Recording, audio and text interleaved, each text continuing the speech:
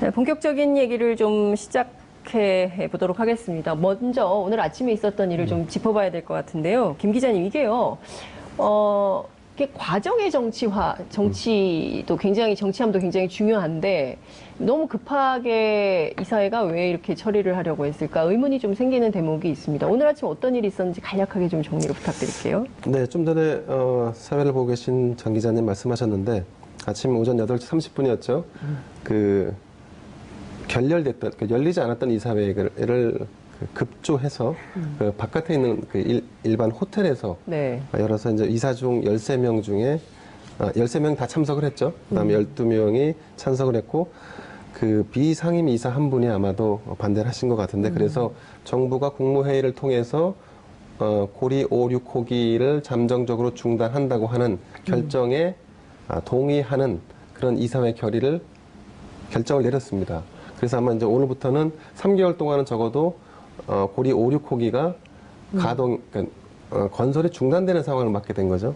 매 정권마다 정부 초기에 이른바 지지층을 염두에 둔 개혁 과제를 추진하게 되는데 아마도 이 탈원전과 관련된 이 사안도 문재인 정부의 가장 중요한 어떤 공약 사항 중에 하나일 겁니다. 다만 이제 정부 초기에 이런 것을 강행하다 보면 반발과 비판에 직면하게 되는데 그 반발과 비판을 다 수용할 경우에 이런 사안 하나하나를 추진하는데 상당히 오랜 시간이 경과되기 때문에 정권은 마음이 급할 거고 그 급한 마음이 정부나 산하기관이라든가 공공기관에 전달되면 이것이 마치 거수기처럼 결정이 되는 것으로 비춰지게 되고 그러면 이게 졸속 추진이라고 하는 비판을 피할 수 없게 되는 상황이 되죠.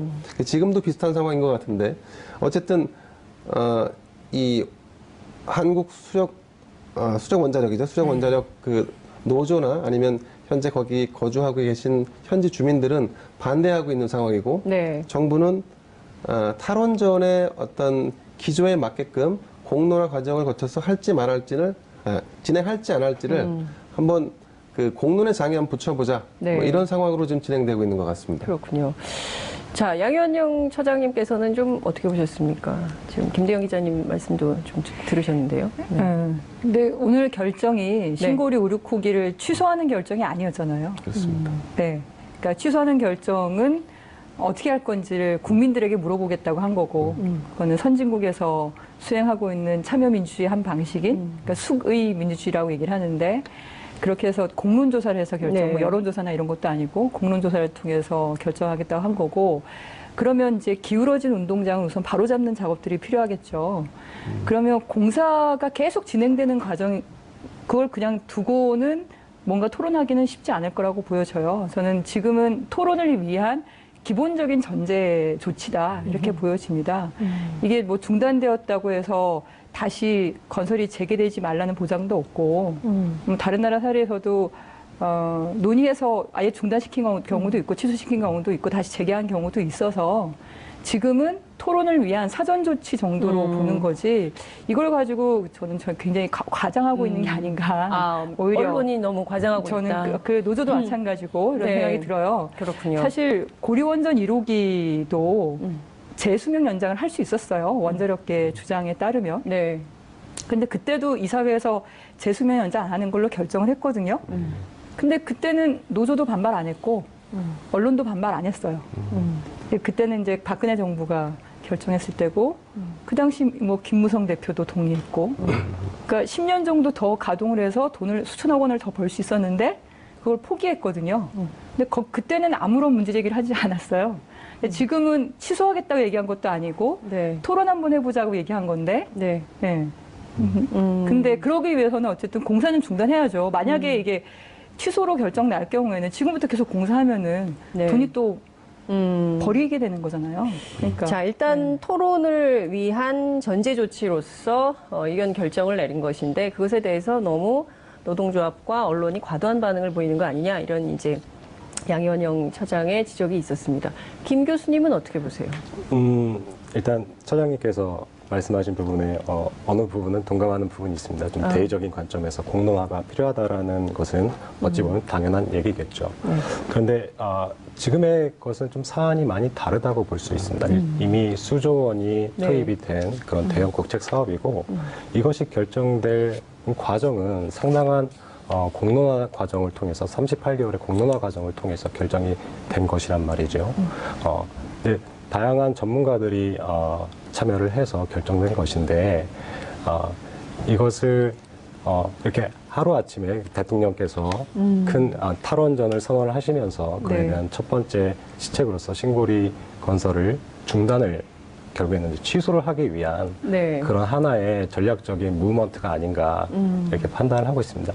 국가적으로는 매우 큰 손해와 낭비라고 생각을 하고 있습니다. 네. 물론 탈원전을 얘기하기 위해서는 뭐 독일도 그랬고 스위스도 그랬고 25년, 33년간의 아주 오랜 기간을 통해서 민주주의적인 그런 방식으로 저희가 결정이 됐습니다. 네. 하지만 현 건에 대해서는 대통령께서 좀 더 좀 과속 페달을 밟으신 게 아닌가 이런 네. 좀 걱정이 들 정도로 네. 많은 분들에게 좀 혼란과 좀 두려움을 야기하고 네. 있다고 좀 판단이 됩니다. 그동안 전문가들이 열심히 노력을 해서 이렇게 원전 정책을 미뤄왔는데 대통령 한마디로 이게 바뀌었다. 이게 좀 국가적 근데 손해다. 이제 이런 그게 말씀을 우리 주셨는데요. 교수님께서 신고리 차장님, 예. 저희가요 지금 이렇게 순서가 있어요. 그래가지고 아니 바로 뭐 얘기를 얘기가 드리고 왔다 갔다 싶은데 해야지 뭐 얘기가 있지. 그렇죠. 예. 왔다 갔다 하게 바로 드릴 텐데요. 그 전에 그렇게 오늘 아침 밤샘 토론을 해야 되지 않을까요? 네. 이 아니, 부분. 앞에 그 훈훈했던 분위기가 바로 없어지고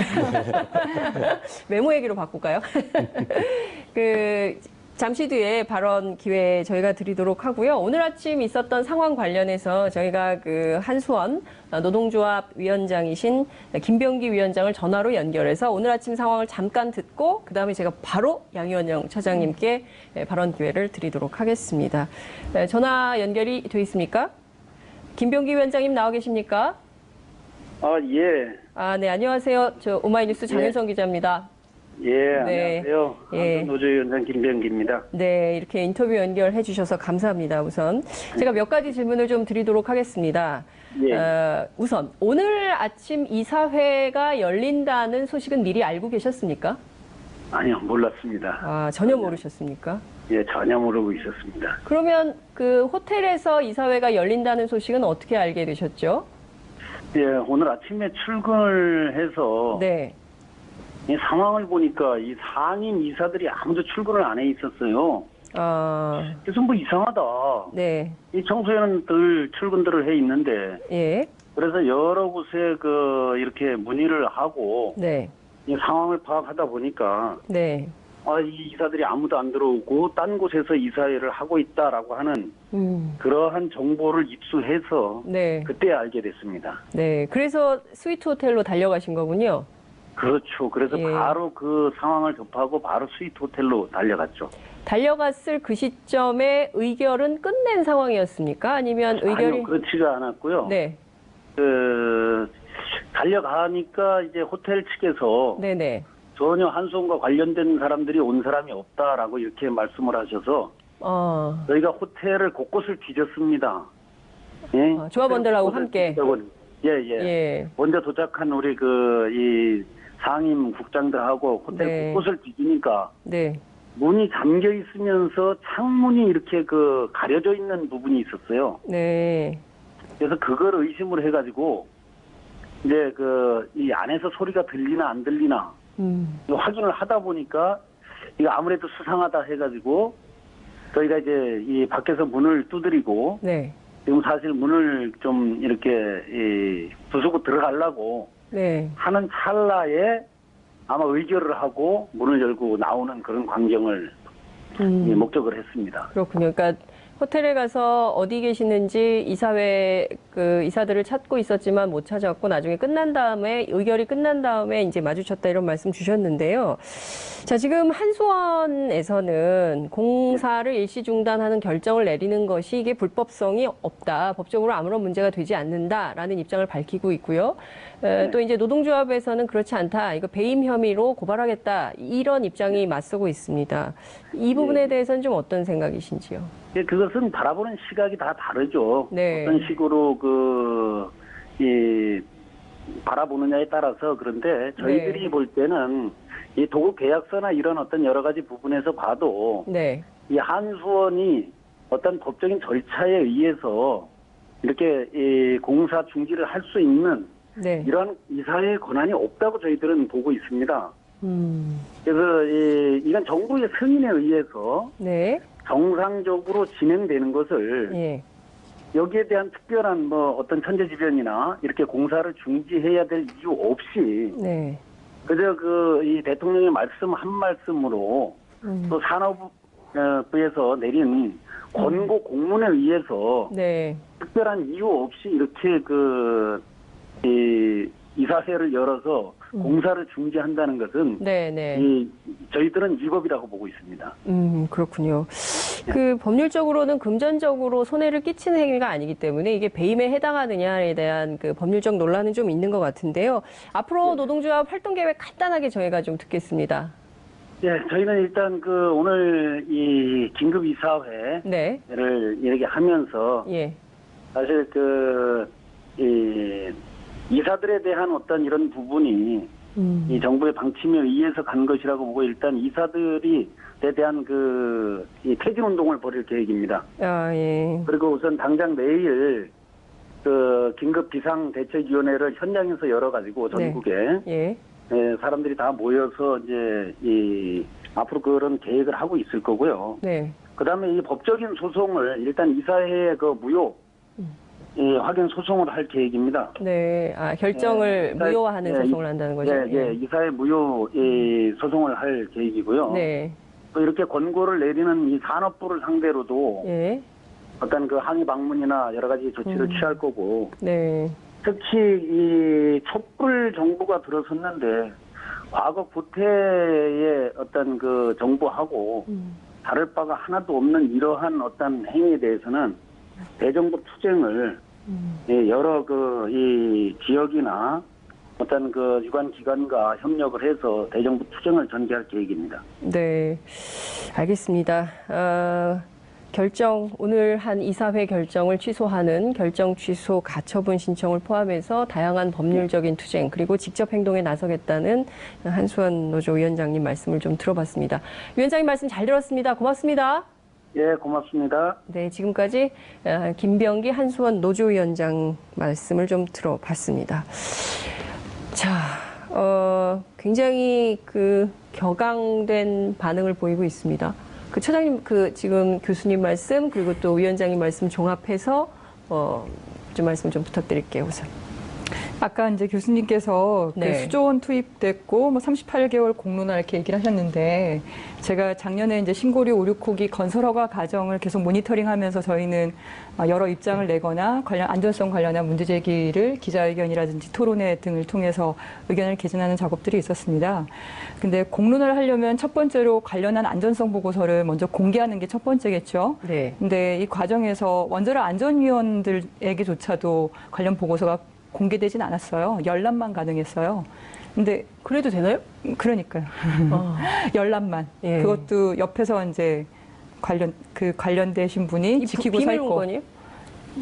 그렇지 않죠. 영업비밀이나 국가안보에 관련한 거라고 얘기를 하시는데 예. 비슷한 원자력 안전성 보고서는 캐나다든 미국이든 캐나다는 이제 공청회 전에 일반 시민들이 요구하면 다 주고 있고 네. 미국은 아담스라는 아카이브 사이트에 올려서 규제기관과 사업자가 오가는 규제 문서라든지 레터나 이런 것들도 다 일상적인 명령이라든지 조치사항 이런 것도 다 공개하고 있죠. 근데 우리나라는 규제기관이 그 원래 보고서를 보고 심사 결과 보고서 아무런 문제 없다라고 결과만 나와 있는 보고서만 공개하고 나머지 모든 보고서는 심지어 재판 과정에서도 공개를 안 해요.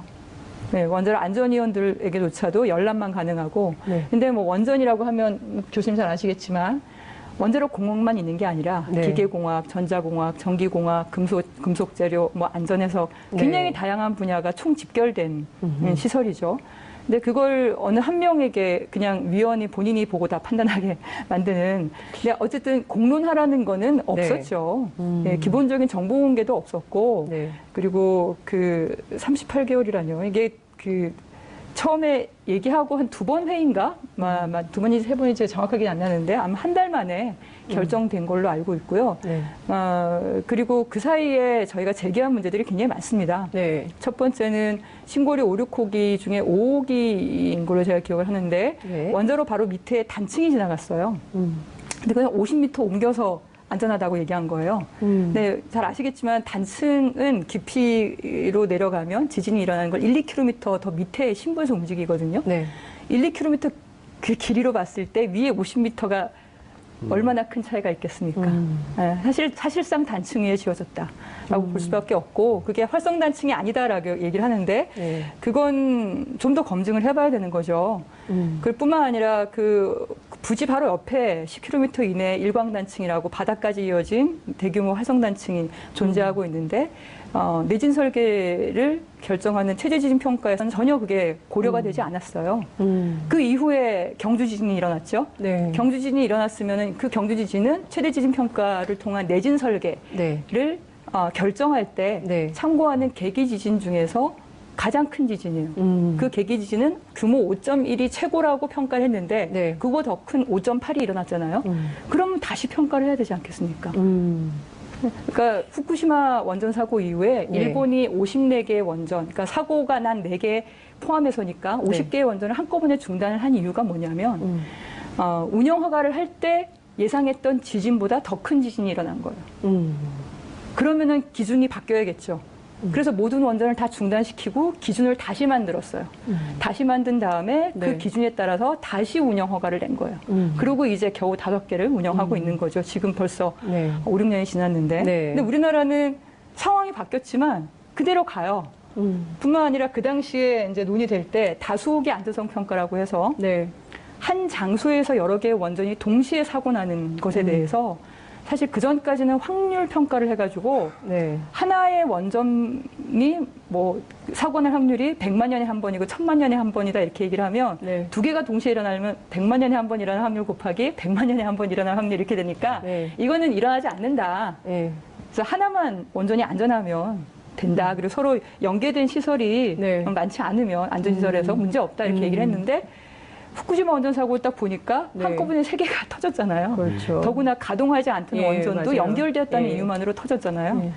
그래서 우리는 다수호기 안전성 평가를 해야 된다고 우리만 주장한 게 아니라 그 규제기관에 있는 박사들도 논문으로 다 써서 내셨어요. 네. 근데 그 평가를 안 하고 그러면서 그 회의에서 뭐라 그러냐면 이거는 건설허가 해놓고 이 다음부터 하자라고 하는 겁니다. 근데 그 원전이 어떤 원전입니까? 우리나라의 그 반경 30km 안에 400만 명이 네. 살고 있는 그리고 전 세계에서 유일하게 9번째, 10번째 집중돼서 한 곳에 원전을 넣는 그런 원전 건설 허가를 하면서 공론화는 기본으로 안 했고 자료 공개도 안 하고 네. 안전성 평가도 제대로 안 하고 지진이 일어나도 그거에 대한 재평가도 안 하고 네. 밀어붙여 왔던 거예요. 그 밀어붙인 그 원전 확대 결과가? 정책 그것은 저는 굉장히 비정상적이었고 밀실에서 일부 소수 전문가들이 그 당시에 원전 확대 정책을 밀던 어떻게 보면 네. 관료의 들러리가 돼서 네. 결정한 게 아니었냐. 저희는 그렇게 보고 있고 자. 그런 비정상을 바로잡기 위해서 백지화하는 게 맞지만 네. 100번 양보해서 국민들이 다시 토론하자고 하니 좋잖아요. 토론하자는 거죠. 그러면은 토론하려면 기본적으로 운동장은 평평하게 하고 해야죠. 제가 한수원 노조에서 이렇게 말씀하시는데 네. 아까 말씀드린 것처럼 고리원전 1호기 그러면은 재수명 연장 안 할 때 그때는 왜 가만히 계셨나요? 그때도 이익이었는데 물론 저는 이해가 됩니다. 왜냐하면 신규 건설을 안 하면 네. 승진이 적체되겠죠. 사람 더 못 뽑으니까. 네, 당연히 손해가 날 거고. 그 한수원 그 직원들의 일자리 때문이다 이렇게 보시는. 아니, 당연히 손해를 입으니까. 손해를 예, 입는 건 당연한 예, 거고. 예, 근데 이제 노동조합은 단순히 일자리만의 문제가 아니라 사회 공공에 대한 자기 성찰과 역할도 하는 게 노동조합이 아니었나, 한국 사회 노동조합은. 네. 그럼 후쿠시마 원전 사고가 일어난 다음에 우리나라에서의 원전 건설과 가동에서의 그 많은 안전성 논란에서 네. 우리 원자력계에 계시는 교수님이나 우리 노조에 계신 예. 분들이나 그동안 안전비리 문제라든지 알겠습니다. 네, 얼마나 많은 이슈가 있었습니까? 근데 그때는 참 조용하셨거든요. 네. 근데 지금 이게 이익이 줄어든 문제에 대해서 저렇게 너무 하시면 네. 참 일반 국민으로서 봤을 때 네. 착잡하죠. 자, 처장님께서 굉장히 말씀을 길게 하셨어요. 죄송합니다. 그래서 네, 사인. 다음에는 좀 이렇게 컴팩트하게 네. 말씀을 네, 해주시면 좋을 것 잘라주십시오. 같고요. 네. 예, 제가 적당하게 자르겠습니다, 네. 이제. 네. 교수님께서는 아까 그 상당히 전문가들이 38개월간 논의를 해서 이 원전 정책을 수조 원이나 투입을 해가지고 했다가 대통령 말 한마디에 바꿔버린 거다, 이런 주장을 하셨고요. 네. 양희원영 처장님께서는 대통령 말 한마디로 바뀐 적이 없다. 이것은 그동안 공론화 과정도 없었고 정보 공개도 제대로 되지 않고 심지어 원자력 안전위원회에게도 제대로 된 정보를 제공한 적이 없기 때문에 이건 투명성에서도 그리고 결정 과정에서도 상당한 하자가 있었던 결정이다. 그리고 재논의를 위해서는 일단 운동장을 평평하게 펴놓고 서로 같은 그라운드에서 논쟁할 수 있도록 판을 만들어야 된다. 이제 이런 주장을 하셨습니다. 네. 교수님 아까부터 이제 너무 말씀을 하시고 싶으셔가지고 그러셨어요. 자, 교수님께 저 발언 기회 드리겠습니다. 네, 네. 어떤 한편으로는 그런 시각으로 보실 수도 있겠다라는 생각도 듭니다. 네. 아, 근데 문제는 이제 팩트에 근거를 하면 네. 정보부 그 최종 안전성 분석 보고서가 공개가 안 됐다. 네. 사실 이거 함부로 공개할 수 있는 그런 문서는 아닙니다. 정보 보안 때문에. 그래서 필요한 경우 다른 이제 원자력 전문가가 아닌 다른 분들이 열람을 할 수 있도록 그렇게 하고 있습니다. 열람을 했다는 것 자체는 봤다라는 거죠. 거기에 뭔가 저희가 안전성에 위배가 되는 위원들 외에는 못 봤어요. 죄송합니다만 네, 예. 제가 지금 말씀을 드리겠습니다. 그래서 안전성에 위배가 되는 사실이 있었다면 저희는 UAE의 바라카 원전은 수출을 못했습니다. 이미 신고리 3, 4, 5, 6호기 그리고 바라카 원전의 1, 2, 3, 4, 5기는 같은 노형입니다. 네.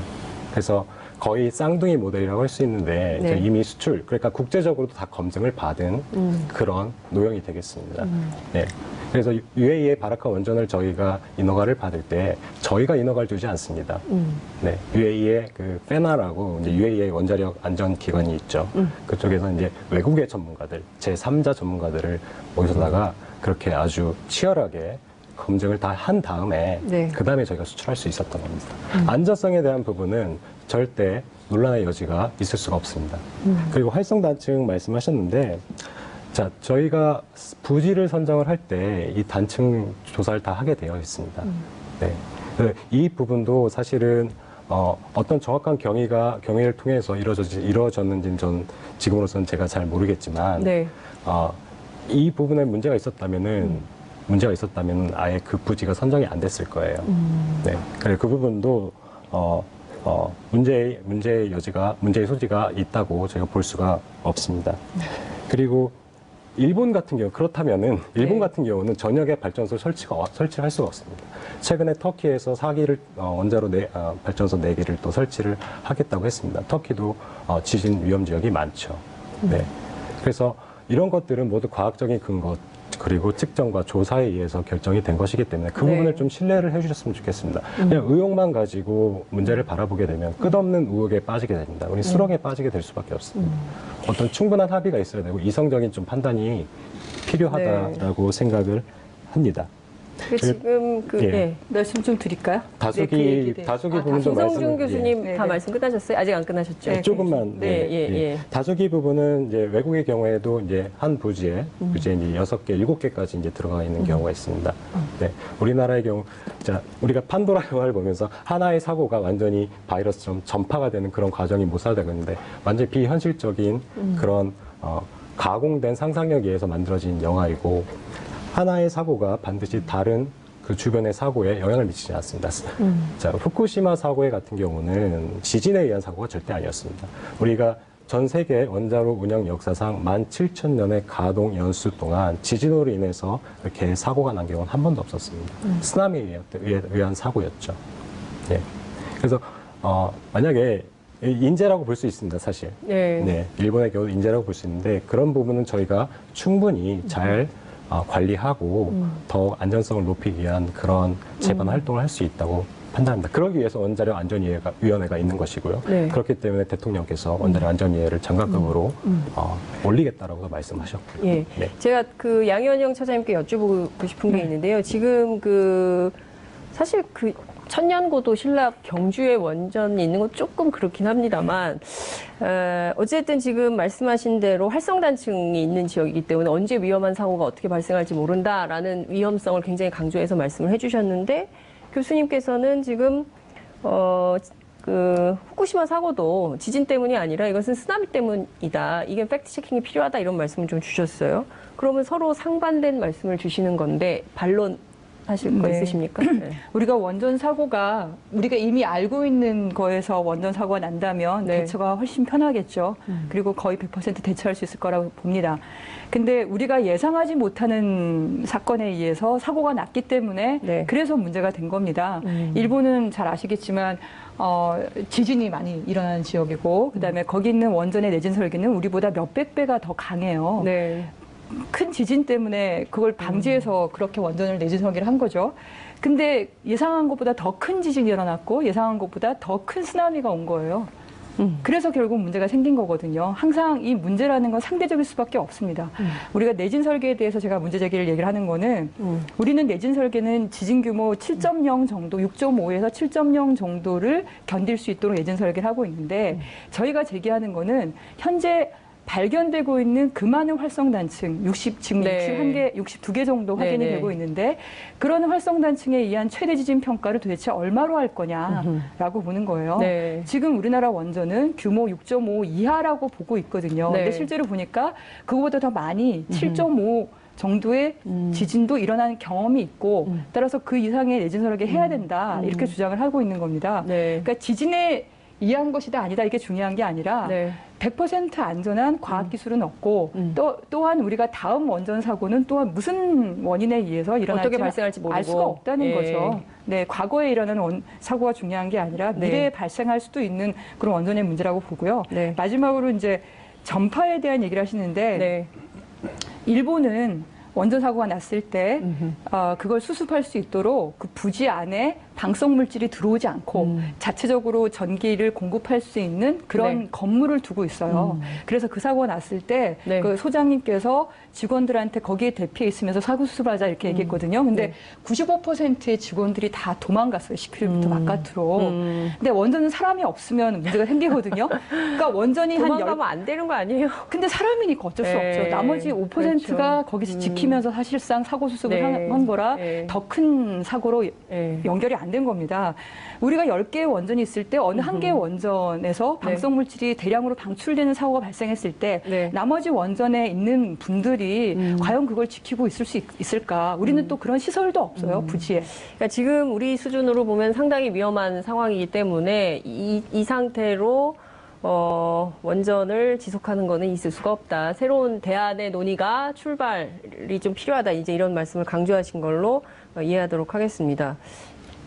김 기자님, 불꽃 튀는 두 분의 논쟁 어떻게 보셨습니까? 지금 근데요, 이 원전 문제가 정치적으로도 좀 비화가 되고 있어요. 그래서 약간 이념 논쟁으로 되고 일부 언론은 그린피스 자료를 인용한 것을 두고 이념단체의 주장을 인용했다 이런 보도도 좀 나오던데 정치화되고 있는 이념 논쟁으로 바뀌는 것은 좀 어떻게 봐야 될까요?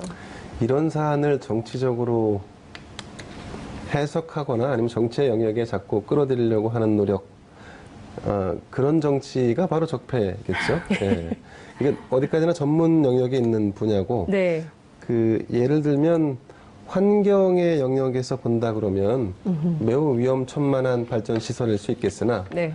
산업과 민생의 측면에서 바라본다고 하면 이것이 없을 때 발생할 수 있는 여러 가지 부작용들을 당연히 걱정할 수밖에 없겠죠. 네. 그래서 제가 든 생각인데 대부분의 사람들은 아마 이럴 겁니다. 내 집에 전기가 안정적으로 공급되고 그리고 전기세가 인상되지 않는다라고 하는 것을 정부가 보장할 수 있다면 원전을 다 올스톱 시킨들 나와 무슨 상관이겠냐라는 식으로 바라보지 않을까요? 근데 지금 상황은 그게 아니라는 거죠.